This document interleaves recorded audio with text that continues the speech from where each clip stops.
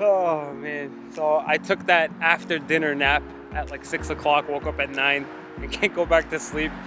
So here I am. I'm in Boston.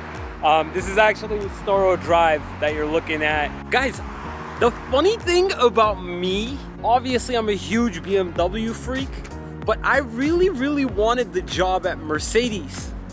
Originally, when I was applying to jobs at car dealerships, I was really hoping for the job at Mercedes. And I applied to both BMW and Mercedes at the same time. BMW called me in. I interviewed with like 3 of the sales managers that day, pretty much got the job that day, and didn't get back to the sales manager that hired me for like 2 more months after that. And the reason why I think Mercedes didn't hire me and BMW did, not because of the sales experience. See, BMW and Mercedes both knew I didn't know how to sell cars. Like, I had no sales experience at all when I got started in this job. And we're talking about 2 of the highest volume dealerships, both for BMW and Mercedes, that I was applying to.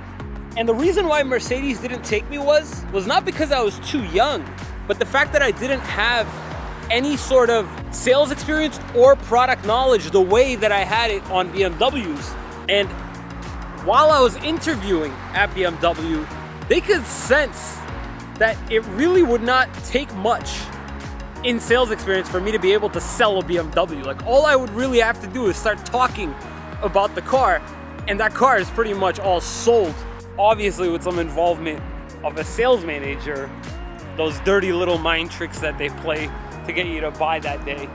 But the main thing that really got me the job was my passion for the brand. And I actually really enjoyed selling for BMW.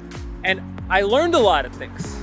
I learned that people in this business generally have a very low expectation of car salespeople. So the moment that you exceed their expectations, as in you do something extraordinary, right, and make their experience a little bit better than what they may have previously experienced in the past, you are the man. Like, you will get repeat business, and it will only make you look that much more of a hero to them if you can provide them with a higher level of service that they're generally used to. Number two, I think, was the product. Like, who wouldn't get fired up every day going into BMW and seeing all these cars, like, literally right in front of their desk, and driving them and talking about them, especially when you're a huge BMW freak like me. I think that was the biggest reason why I had a smile on my face whenever I walked into the showroom. Like the valets would be taking out one car because they got sold, replacing it with another sicker car every single day. Number 3, I think, is the respect and the care that you learn to start taking for yourself.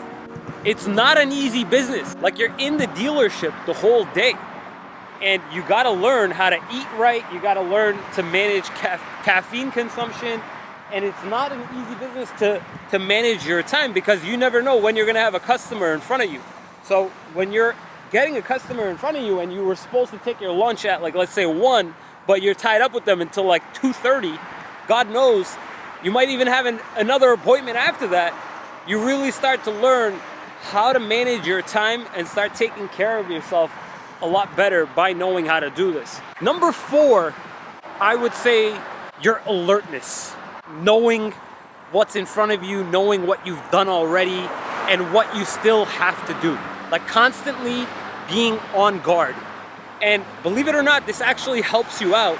Being in this constant state of mind of like, okay, I've still got to do this, and this for this month, and constantly being in this cycle of having a certain game plan really goes a long way for being able to plan out your days better, or your months better, or your time better in general.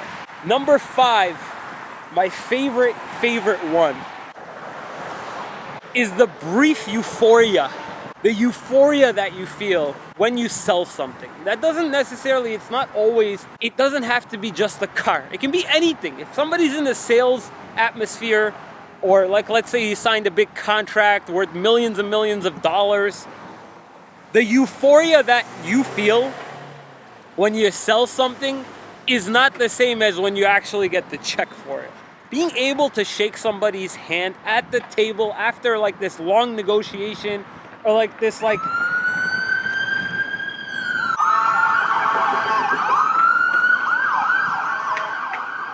this long tense couple hours, it feels good.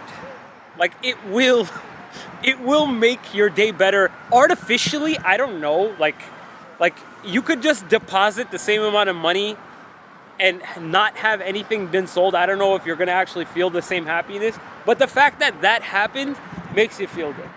There's a bunch of reasons why I enjoyed selling for BMW, and I don't know if it would have been the same at another brand, but I think the main thing driving all this and for it to be sustainable was the product that I was selling. Because I don't think that you'd be able to last as long or pull it off as well if you didn't like what you were selling.